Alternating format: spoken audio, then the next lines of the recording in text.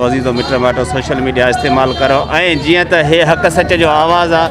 अॼु असांखे हिते मूंखे कंहिं दोस्त घुरायो त असांजो मसइलो हल नथो थिए जो असांखे कंहिं डॉक्टर सां मिलाए हुनजो गले में हुनजे अमड़ खे हेॾो सारो घोड़ो आहे बीमारीअ जो, टीबर जो आहे या कैंसर जो आहे, वला मला त जॾहिं अञा हाणे डायग्नोस थींदो।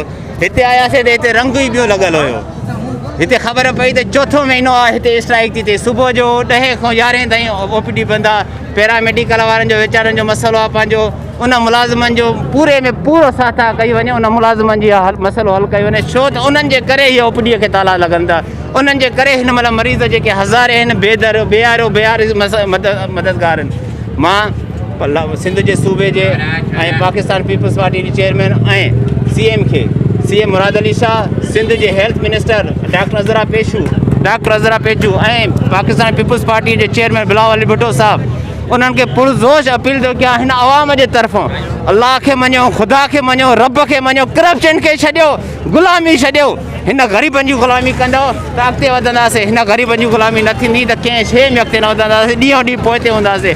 हे अज़ाब आहे, हे तकलीफ़ में जेके मरीज़ अचनि था उन्हनि जो असां ॾिसी करे उन्हनि खे असां रुलाइण, इहो अलाह जो अज़ाब आहे असांजे मथां जेको असांजे मथां नाज़िल थो थिए। ख़ुदा खां डिॼो, अलाह खां डिॼो ऐं मरीज़नि जी सहायता कयो ऐं मरीज़नि जो जेका पूरो थिए।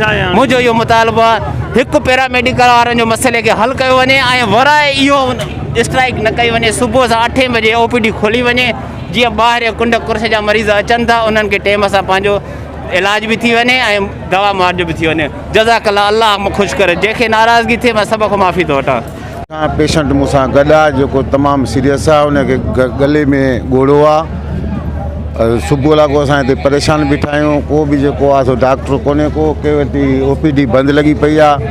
मां इहा गुज़ारिश कंदुसि पंहिंजी इंतिज़ामिया जेकी बि बस वारा अमलदार आहिनि त हीअ हड़ताल ख़तमु कराई वञे ऐं OPD खोली वञे।